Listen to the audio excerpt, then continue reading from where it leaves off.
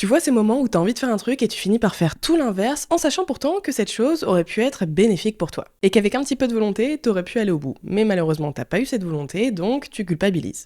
Et à côté de ça, t'as l'impression que tout le monde a trouvé la formule magique pour tout réussir, alors que toi, t'as du mal à mettre en place une nouvelle habitude. Et t'en conclus que soit t'as un problème de discipline, ou juste, t'es nul. Spoiler alerte, évidemment, cette façon d'être a un nom et ça s'appelle la dissonance cognitive. Et dans cet épisode, on va essayer de comprendre ce qu'il se passe dans notre cerveau quand on fait l'inverse de ce qu'on a envie de faire. Et évidemment, je vais vous parler de mes propres cas de dissonance cognitive parce que j'ai l'impression que ça fait un peu trop partie de ma vie. Donc voilà, je voulais vous en parler et on va échanger sur tout ça parce que je pense que je suis pas la seule.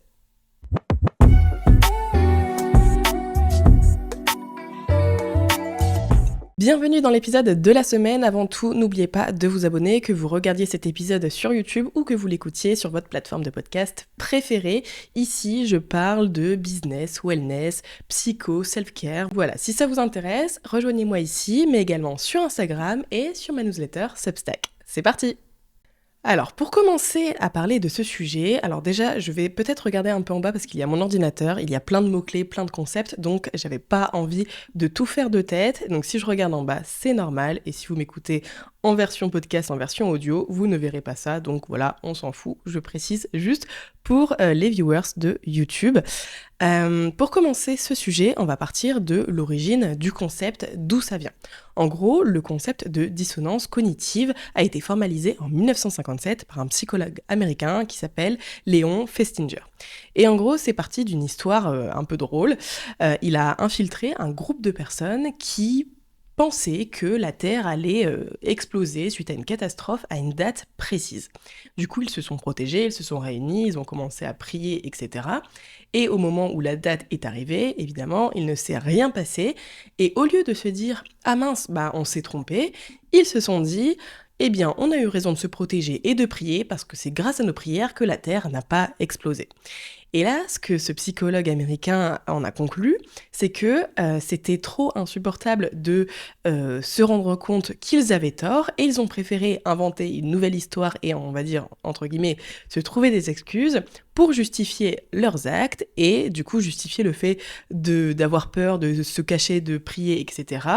Et ils se sont dit, eh bien on a eu raison de faire ça parce que grâce à nous, grâce à ce qu'on a fait, eh bien on a évité une catastrophe. Et c'est ça que Léon Festinger a mis en lumière, c'est que le cerveau ne supporte pas de vivre des contradictions. Donc une croyance, une volonté, versus un comportement et des actions qui ne coïncident pas. Par exemple, se dire qu'on a envie de faire du sport et d'avoir un summer body, donc voilà, ça c'est notre croyance, c'est notre volonté, mais à côté, on ne fait pas ce qu'il faut pour. Mais du coup, pour faire le lien entre les deux, et quand on ne se lève pas à 7h du matin pour aller faire sa séance de sport qu'on avait prévue la veille, eh bien on se dit « Ah finalement, aujourd'hui non, j'ai trop de choses à faire » ou « Je me sens pas trop bien, ah j'ai mal au bras aujourd'hui, donc je vais pas aller faire ma séance de sport » et du coup, on trouve en quelque sorte des excuses pour justifier le fait qu'on n'a pas mis en place les actions pour aller au bout de notre volonté, en sachant pourtant, avec un petit peu de recul, que cette volonté était très bonne pour nous et que c'est dommage de ne pas être allé au bout.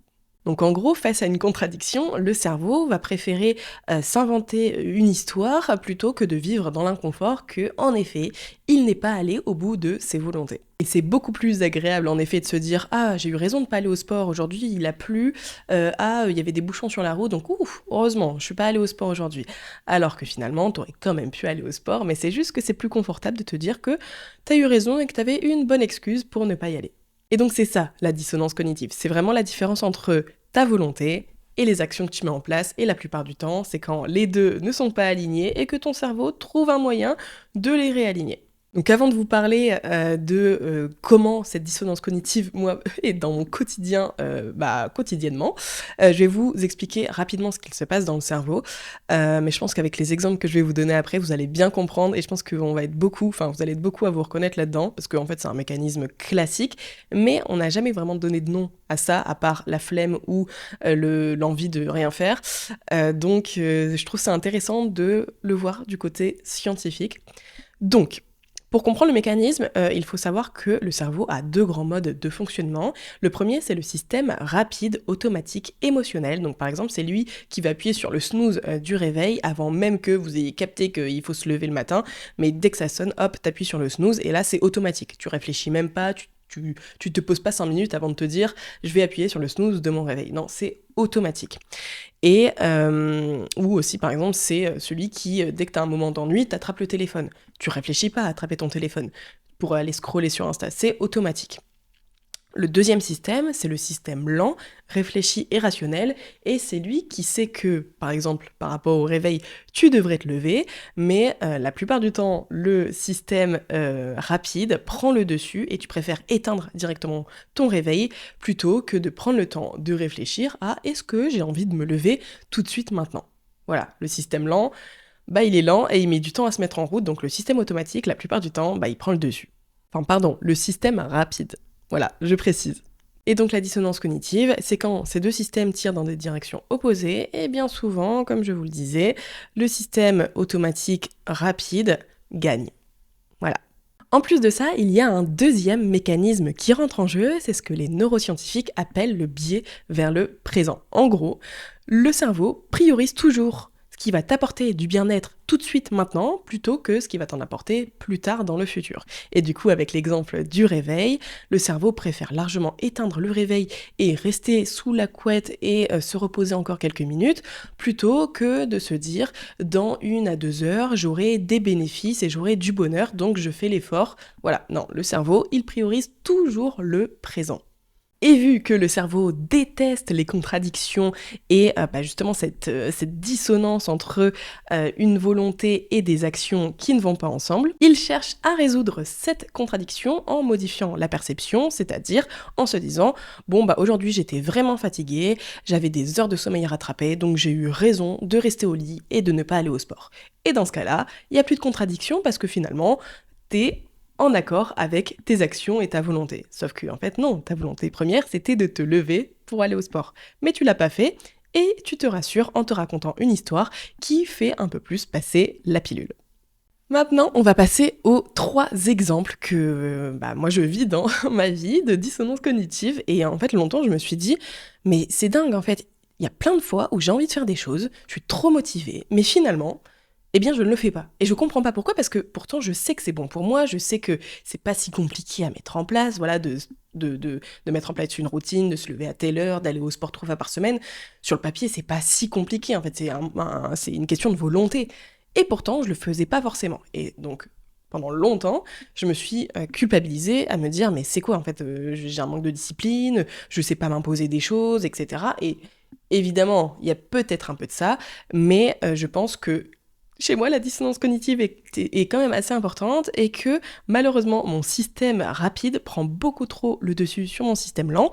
Et en fait, mettre un mot là-dessus, on en parlera juste après dans le podcast, mais ça permet aussi d'en prendre conscience et de sortir du mode automatique et de se dire, ok, là, je suis en train de clairement être en dissonance cognitive et de faire l'inverse de ce que j'avais envie de faire, et j'essaye du coup de reprendre le dessus sur mon système automatique qui cherche à avoir du bonheur à tout prix dans l'instant présent, et je pense, je prends un peu de recul, de hauteur, et j'avance, je fais des choses qui sont en accord avec ce que j'ai vraiment au fond de moi envie de faire. Donc voilà, c'est pour ça que je trouve ça intéressant, c'est pas vraiment pour justifier le fait que... Oula, mon coude est un peu mal. Attendez, ça me fait un peu mal. Voilà, comme ça c'est mieux.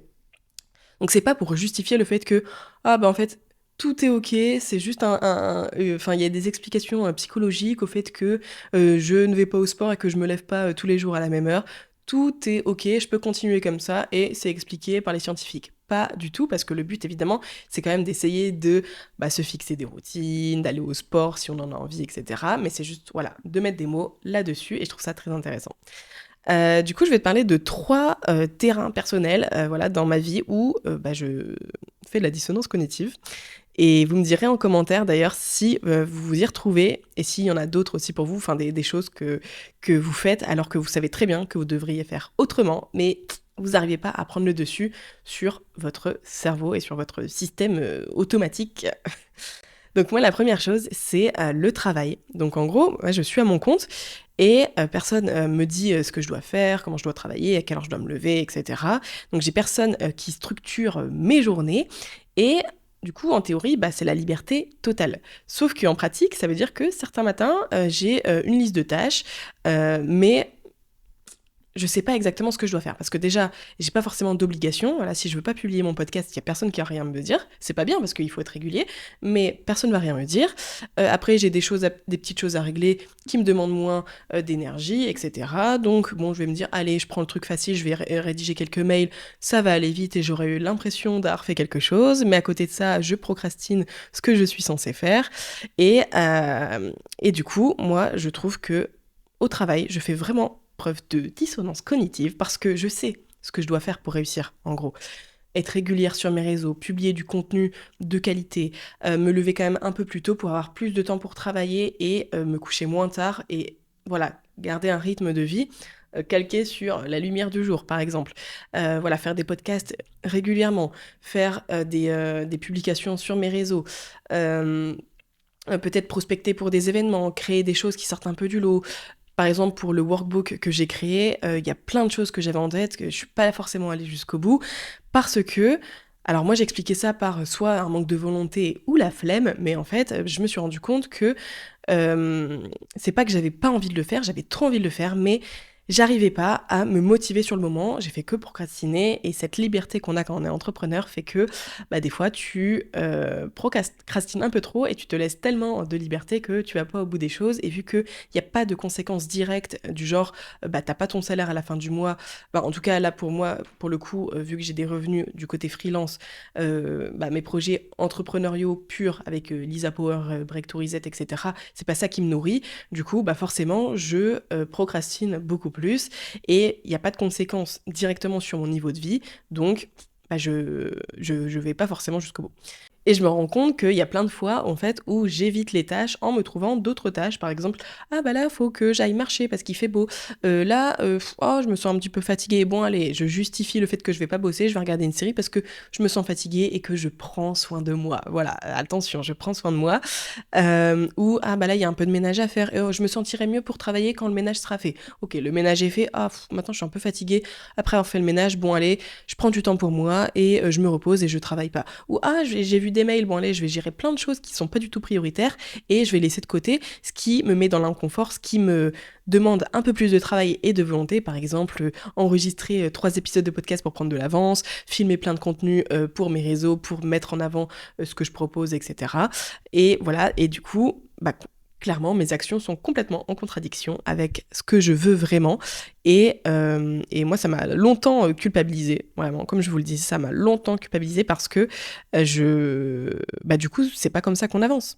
Et en fait, ne pas en avoir conscience, en fait, moi, je me disais, je suis juste une flemmarde, je sais pas, j'ai pas de discipline, je vais pas au bout des choses, c'est tout, je suis comme ça, et puis voilà, je vais essayer de m'améliorer, mais bon, je comprenais pas ce qui se passait en moi, et le fait de prendre connaissance de cette dissonance cognitive, de ce principe en psychologie, en fait, je me suis dit, ok, donc ça s'explique par des mécanismes, et maintenant que je comprends ce qui se passe en moi, eh bien, je peux reprendre le dessus. Voilà, et c'est comme ça que après, t'arrives à régler ça. Parce qu'en fait, à un moment, je culpabilisais aussi beaucoup de me dire, mais attends, t'es à ton compte, t'as des revenus à côté pour le freelance. Évidemment, je travaille pour ça, mais voilà, ça me laisse quand même beaucoup de temps libre. Et pourtant, tu te donnes pas à fond. En fait, c'est quoi ? T'attends quoi ? T'attends de plus avoir d'argent pour te donner à fond ? Qu'est-ce que t'attends ? T'as une chance extraordinaire et tu ne fais pas les choses. Et malgré le fait que je me dise ça, malgré le fait que je culpabilise, en fait, ça me poussait pas... alors évidemment, des fois, je fais des trucs trop cool et peut-être que aussi, des fois, je me... je me rabaisse, mais je vois pas vraiment où j'en suis et je me rends pas compte.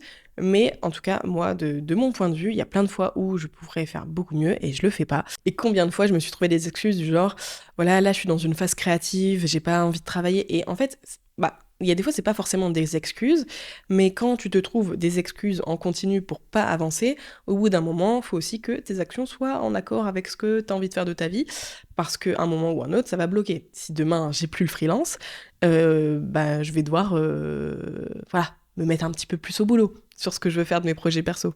Le deuxième cas de dissonance cognitive auquel je fais face, c'est le sport. Clairement, le sport, je suis la reine pour me trouver des excuses. Pourtant, je sais que bouger, ça me fait du bien. Quand je fais de l'activité physique, quand je vais à la salle ou quand je vais faire une grande marche, et encore la marche, ça va, j'arrive à me motiver. Mais quand je fais du sport, je me sens mieux, je me sens plus productive, je me sens mieux dans ma tête, ça fait du bien. Et c'est normal, le sport, ça permet d'évacuer tout le stress et de sortir un peu de ses pensées. Donc évidemment, ça fait du bien. Mais pourtant, le matin, le réveil sonne et j'ai du mal à me dire, ok, je vais me lever et je vais aller au sport. La plupart du temps, je me dis, non mais là, je suis fatiguée. Pour être en forme le reste de la journée, il faut que je dorme encore un peu. Et du coup, j'y vais pas. Et combien de fois, je me suis encore une fois trouvé des excuses de j'ai trop de choses à faire aujourd'hui. Ah, mais si je vais au sport, je vais devoir me relaver les cheveux après, et pourtant je dois tourner des vidéos, et du coup je vais perdre du temps. Enfin voilà, t'en trouves où tu veux des excuses. Et du coup, ça me permet de valider ma décision, de me dire ok, c'est bon, t'as une bonne raison de ne pas aller au sport. Et sur le moment, je me soulage, mais sur le long terme, c'est pas possible d'agir comme ça parce que sinon, en fait, tu fais jamais rien. Et encore une fois, ce qui m'énerve, c'est que justement, je suis à mon compte, donc je pourrais faire ce que je veux et vraiment organiser mon emploi du temps pour trouver des moyens de placer le sport à des moments qui m'arrangent, mais c'est pas pour autant que je le fais. Des fois, j'essaye, mais ça tient pas longtemps et je me trouve encore une fois vite des excuses. Donc voilà, ça encore une fois, c'est une dissonance cognitive où je veux aller au sport, je veux avoir un corps tonique, je veux perdre quelques kilos, etc. Enfin voilà, j'ai mes propres raisons de vouloir aller au sport et dans tous les cas, c'est juste hyper important pour n'importe quel humain, mais je suis pas encore sortie de ce mode automatique où je préfère mettre de côté et me dire « Ah, j'irai demain » et le lendemain, j'irai demain, etc. Et au final, je suis pas allée à la salle de sport depuis 2 mois, voilà. Comme ça, c'est clair. Et le troisième pan sur lequel je trouve une grosse dissonance cognitive, c'est le rythme. Donc mon rythme de vie, enfin de réveil, heure de réveil, heure de coucher, c'est ce qui me pose le plus de problèmes dans mon quotidien, clairement. Se coucher à la même heure, se lever à la même heure, éteindre le téléphone à partir d'une certaine heure, me dire qu'à minuit, j'arrête les lumières et je dors ou alors je lis un livre. Ça, je sais que je pourrais conseiller ça à n'importe qui et dire que c'est la meilleure manière de bien dormir et de se faire du bien. Et pourtant, moi, je ne le fais pas. Et est-ce que j'ai une raison de faire ça ? Pas forcément. Franchement, il y a plein de fois où... Parce qu'on pourrait se dire, ah, tu rentres d'une longue journée de travail, t'as vraiment juste envie de te détendre, etc. Ok, mais même quand je rentre pas d'une longue journée de travail, je ne prends même pas le temps d'ouvrir un livre le soir pour essayer de déconnecter des écrans, etc. Donc c'est vraiment que j'ai un problème de motivation là-dedans. Et encore une fois, à chaque fois, je me trouve des excuses en me disant « Ah là, j'ai vraiment envie de regarder ma série. Ah là, j'ai pas envie de lire un livre. Là, j'ai envie de rien faire. Là, ceci, cela. » Et voilà. Encore une fois, tu passes à côté de tout ce qui aurait pu être bon pour toi et ce que tu essayes de mettre en place parce que ton système automatique prend le dessus et vu que tu n'en as pas encore conscience, en tout cas, avant, t'en avais pas forcément conscience, donc tu te disais juste, c'est tout, je manque de volonté, je suis pas motivée, mais voilà, c'est tout, c'est comme ça, je suis comme ça, je verrai plus tard pour changer. Mais une fois que t'en prends conscience, eh bien, tu peux beaucoup plus prendre la main sur ça et essayer de changer les choses. Pour la troisième partie de ce podcast, on va essayer de comprendre ce que, en fait, le cerveau fait pour...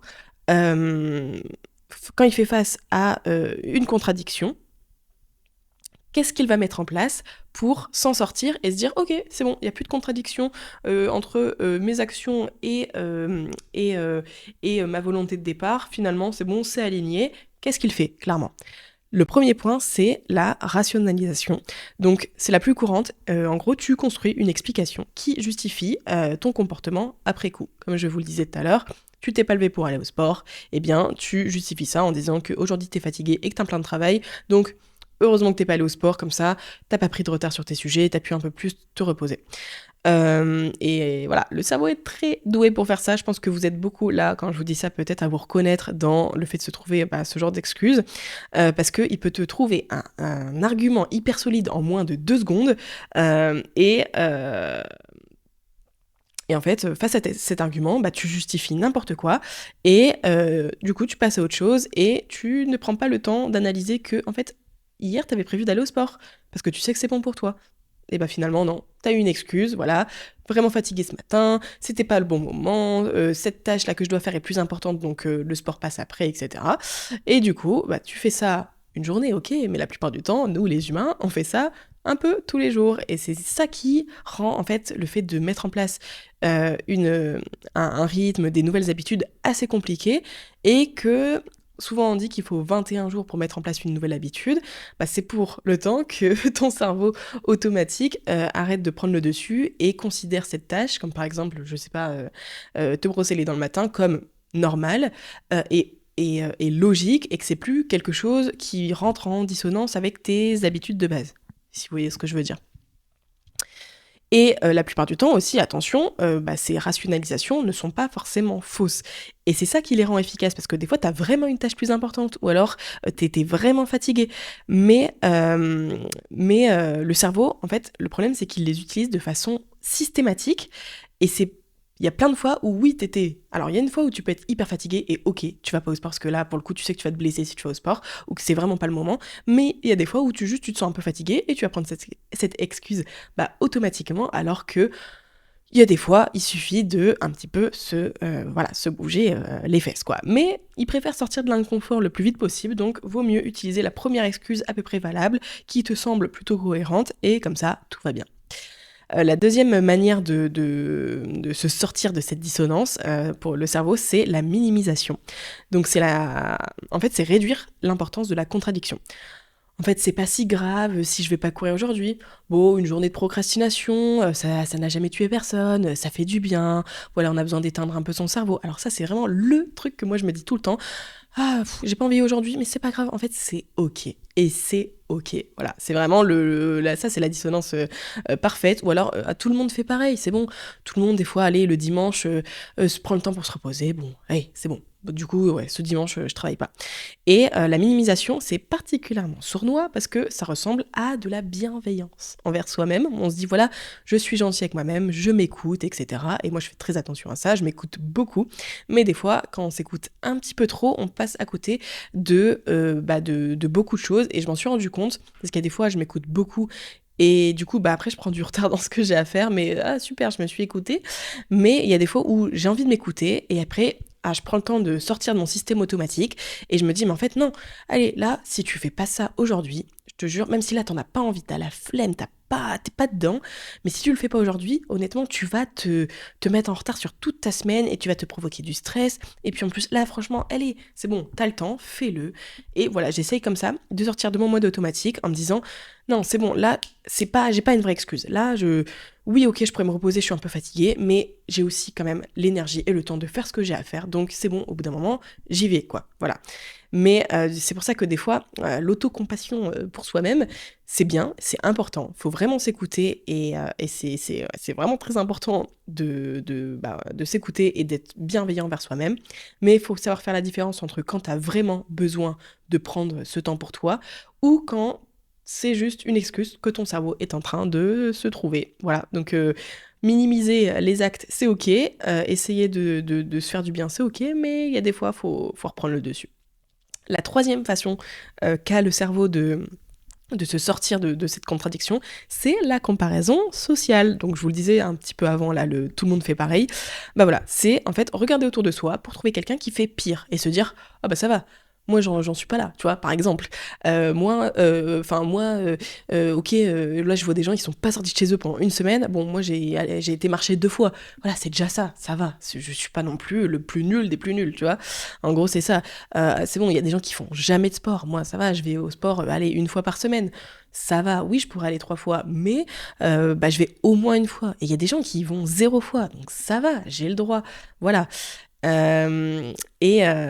Donc oui, je procrastine, mais bon, je fais déjà ça, donc ça va. Et là, pareil, c'est un truc que je fais tout le temps, c'est de me dire, bon, ok, j'ai pas filmé mes podcasts, mais bon, à côté de ça, j'ai gagné X argent avec mes trucs freelance, donc voilà, c'est pas grave, voilà, je suis pas à la rue non plus, tant pis, voilà, j'y reviendrai une prochaine fois. Et avec les réseaux, justement, cette troisième stratégie-là devient particulièrement compliquée parce que justement, En fait, on a de plus en plus de mal le cerveau a de plus en plus de mal à faire cette comparaison sociale parce que sur les réseaux, on voit les 1%, les meilleurs 1% de la vie de 1% des personnes de ce monde-là.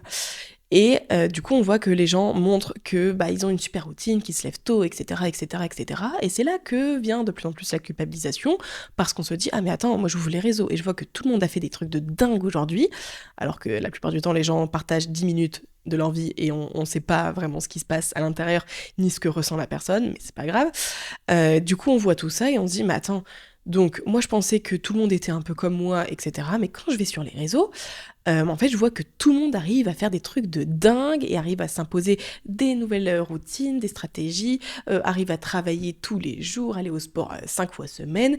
Et du coup, ça renforce le fait qu'on se culpabilise et qu'on se sente nul. Voilà, parce que en fait, on a de plus en plus d'exemples de gens qui montrent les meilleurs moments de leur vie. Du coup, nous, on s'identifie à ces meilleurs moments et notre cerveau a du mal à faire cette comparaison sociale de façon positive en se disant « Ah, c'est bon, tout le monde fait un peu comme moi », parce que sur les réseaux, on partage rarement les côtés négatifs et de dire « Ah bon, j'ai la flemme d'aller au sport depuis un mois ».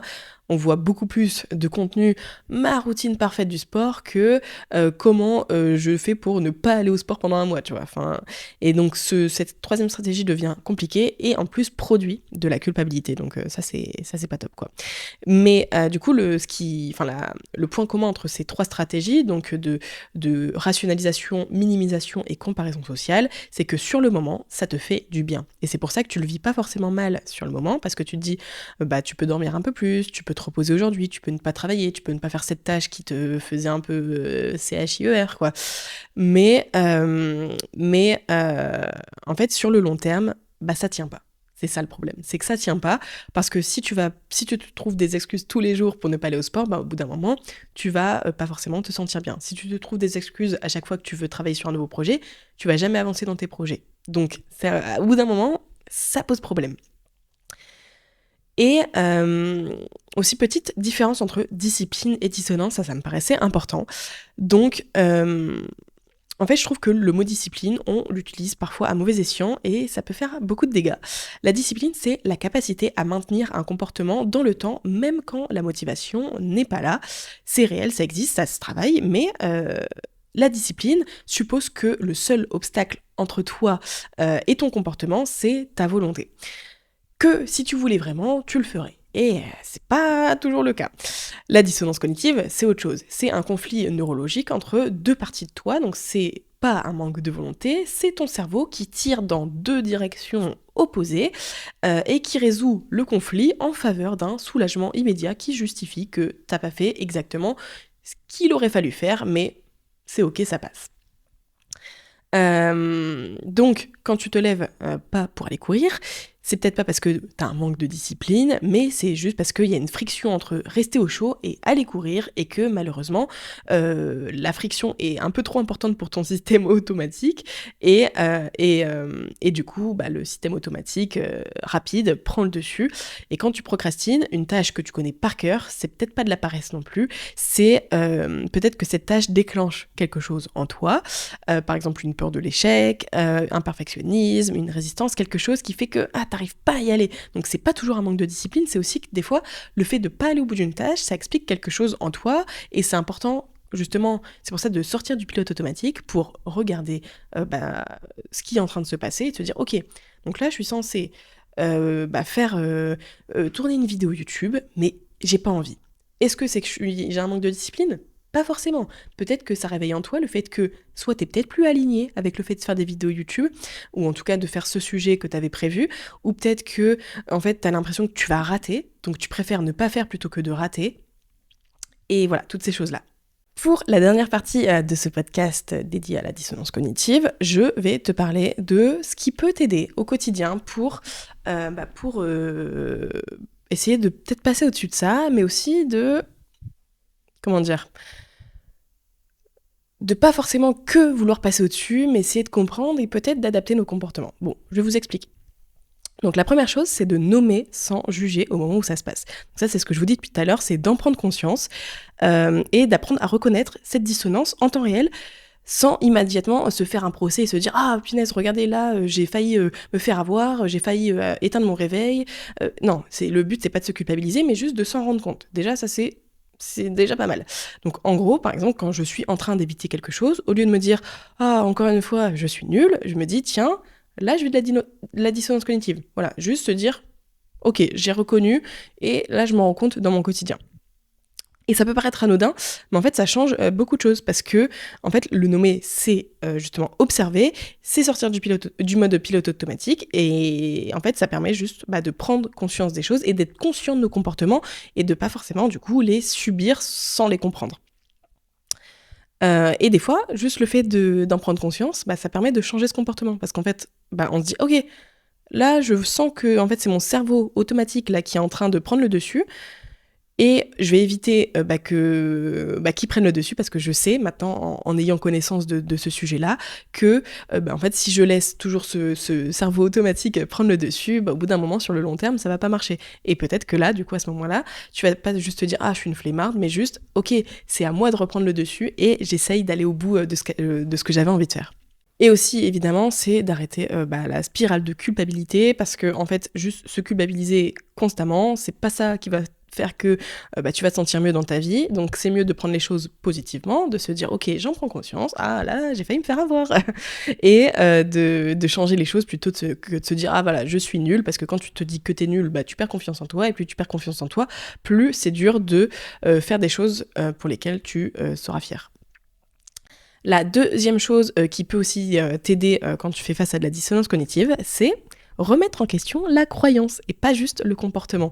En gros, la dissonance, parfois, elle n'est pas là parce que tu n'arrives pas à faire quelque chose que tu veux faire, elle est là parce que tu crois devoir faire quelque chose, parce que tout le monde le fait et que c'est normal, mais que tu ne veux pas vraiment faire. Par exemple, tout le monde va à la salle de sport, voilà, abonnement salle de sport, muscu, tout ça, tu vois plein de gens autour de toi le faire, donc tu te dis: «C'est normal, voilà, c'est quelque chose de normal, tout le monde le fait, et moi si je veux faire du sport, je vais à la salle». Sauf que le matin, quand tu as envie d'aller à la salle de sport, tu pas à y aller, t'es pas motivé.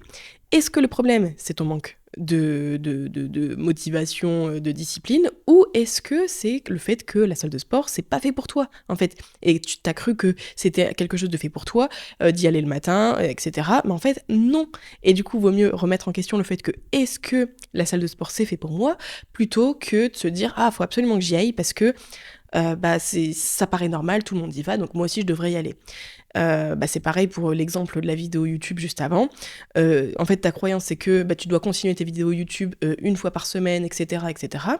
Sauf qu'en fait, peut-être que le problème, c'est pas, le manque de discipline, c'est juste que vu que tu plus aligné, tu plus envie de le faire, et que c'est plutôt ça qu'il faut remettre en question et questionner, plutôt que de se forcer parce que ça te paraît être la bonne chose à faire alors que pas forcément. Et aussi par exemple, un autre exemple, se lever à heure fixe tous les matins. Bon après ça c'est prouvé scientifiquement que c'est quand même mieux de se lever à heure fixe tous les matins. Mais bon, par exemple, se lever, non allez, je vais prendre mon exemple, tout le monde, je sais pas, se lève vers, 7h, OK. Donc moi j'aurais pu me dire: «Ah allez, OK, bon je fais comme tout le monde, je me lève à 7h, c'est une heure, normale pour, commencer à travailler, enfin se préparer, et cetera». Sauf qu'en fait, moi j'ai remis ça en question et je me suis vite rendu compte que me lever à 7h, c'était pas fait pour moi parce que c'est pas mon rythme. Donc au lieu de me forcer à mettre mon réveil à 7h et du coup pas me réveiller ou vraiment galérer, et cetera, j'ai remis en question cette croyance de c'est la norme de se lever vers 7h, et moi je me lève du coup naturellement vers 9h, 9h30, on va dire ça. Et même si c'est pas la norme dans la majorité des personnes qui travaillent, en fait c'est ma norme et je suis beaucoup plus à l'aise avec ça et je me lève beaucoup plus naturellement comme ça, et c'est OK avec mon emploi du temps. Donc voilà, j'ai remis en question la norme. Et d'ailleurs, je vous invite vraiment à faire ça aussi de votre côté, de vous dire quels sont les sujets là où j'ai du mal à tenir, et est-ce que, en fait, je suis vraiment obligée de les tenir, ou est-ce que je peux les modifier pour qu'ils soient adaptés à ce que j'ai vraiment envie de faire. Voilà. Et pas juste ce que la société attend de moi. Le troisième point pour s'aider lorsqu'on fait face à de la dissonance cognitive, c'est de réduire la friction. Voilà, au lieu de se demander comment je vais faire pour avoir plus de discipline, tu vas plutôt te dire comment je rends le bon comportement plus simple que le mauvais. Et ça, c'est vraiment un super conseil que j'essaye aussi d'appliquer, parce qu'en fait, le système automatique du cerveau prend toujours le chemin où il y a le moins de résistance. Donc, si le chemin avec le moins de résistance mène au bon comportement, dans ce cas-là, tu peux plus facilement retourner sur la bonne voie. Donc, quelques exemples concrets, par exemple, encore une fois avec la salle de sport, ça sera peut-être plus facile de passer au-dessus de cette dissonance cognitive si tu sais que toutes tes affaires de sport sont déjà prêtes, bien visibles, etc., que tu as juste à les enfiler, que ta collation est prête. Ça va peut-être te faciliter le chemin vers le fait de te dire « Ah bon, c'est pas si compliqué finalement d'aller au sport, parce que j'ai pas à choisir ma tenue, à préparer mon petit déj, etc. Tout est déjà prêt, donc ok, allez, le chemin est plus facile. » Autre exemple, par exemple, ton téléphone charge en dehors de la chambre, donc ça te permet de ne pas scroller dès le matin. Si par exemple tu as cette volonté d'arrêter d'aller sur ton téléphone le matin, tu mets ton téléphone à charger hors de ta chambre, et ça permet de réduire la friction et te dire dans tous les cas, je suis obligée de me lever pour aller chercher le téléphone, donc je vais moins facilement scroller dès le matin parce que faut déjà que je sorte de mon lit, que j'aille aux toilettes, etc., etc. Donc encore une fois, la friction baisse. Et par exemple, dernier exemple, si par exemple tu as une grosse tâche à faire, très importante, quand tu l'as en tête, quand tu la vois, tu dis oh là là, punaise, la flemme, c'est une grosse tâche, il me faut de la volonté pour y aller. Et en fait, si tu découpes cette grosse tâche en plein de petites tâches, eh bien, tu auras beaucoup moins de difficultés à t'y mettre parce que tu te dis, bon, je fais cette petite tâche, puis celle-là, et ça ira beaucoup plus simplement plutôt que de vouloir faire une grosse tâche d'un coup. Et ça aussi, ça réduit la friction entre ce que tu es censé faire et les actions que tu peux mettre en place qui seront beaucoup moins compliquées. Du coup, tu vas faire baisser ta dissonance cognitive. Voilà. On arrive à la fin de cet épisode de podcast. J'ai trouvé le sujet hyper intéressant et j'espère que ça vous a appris des choses et que je me suis pas trop répétée, mais normalement ça devrait être ok. Ce que je veux vraiment que tu retiennes de cet épisode, c'est si tu fais régulièrement l'inverse de ce que tu veux faire, t'as probablement pas un problème de discipline, mais un problème de dissonance cognitive. Et maintenant que t'en as conscience, tu peux beaucoup plus sortir de ce système automatique pour comprendre ce qu'il se passe au moment T où tu prends conscience que tu es en pleine dissonance cognitive, et c'est fondamentalement différent du fait de se dire « Ah j'ai pas de discipline ». Parce qu'en fait, j'ai pas de discipline, c'est beaucoup plus culpabilisant et c'est beaucoup plus... t'as plus l'impression que voilà, t'es comme ça et c'est pas autrement, alors que quand tu captes que c'est juste le cerveau qui fait des siennes, eh bien tu peux beaucoup plus facilement modifier ton comportement.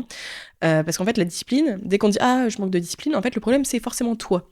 Alors que, des fois, ça peut être un peu inconscient. Et la dissonance cognitive, ça te permet de comprendre que c'est pas forcément toujours conscient, mais que maintenant que t'en as conscience, alors tu vas pas forcément régler à chaque fois tous tes trucs de dissonance tout au long de ta journée, mais tu peux plus facilement essayer de reprendre le dessus. Et en fait, moi, je trouve que c'est toujours hyper intéressant de comprendre comment les choses fonctionnent. Par exemple, même j'avais regardé une vidéo sur le stress, et le fait de comprendre qu'est-ce qui se passe dans mon corps quand je stresse, ça m'a carrément aidé à faire baisser mon stress, par exemple. Et donc, voilà, comprendre ça, je trouve que une fois que tu l'as en tête, tu peux tout résoudre. Voilà, non, tu peux pas tout résoudre, mais t'en as conscience et que t'es déjà un peu plus averti. Eh bien, écoutez, je pense qu'on arrive au bout, je vais pas plus blablater. J'espère que cet épisode vous a plu. N'hésitez pas à laisser un petit commentaire, des pouces, etc., des étoiles, et même à m'envoyer des petits messages pour me dire ce que vous en avez pensé, est-ce que ça vous a fait des déclics, etc. J'aimerais trop savoir, parce que moi, quand j'ai découvert ce terme, j'étais en mode « Ok, mais tout s'explique, je suis pas bizarre, c'est juste mon cerveau. » Allez, on va entraîner son cerveau et on va essayer de mieux vivre tout ça et pas de se culpabiliser, parce que je vous jure, se culpabiliser sans cesse, au bout d'un moment, ça fatigue. Donc voilà, n'hésitez pas à vous abonner, etc. Et je vous retrouve dès la semaine prochaine pour un nouvel épisode de podcast, et je vous fais de très gros bisous et à bientôt.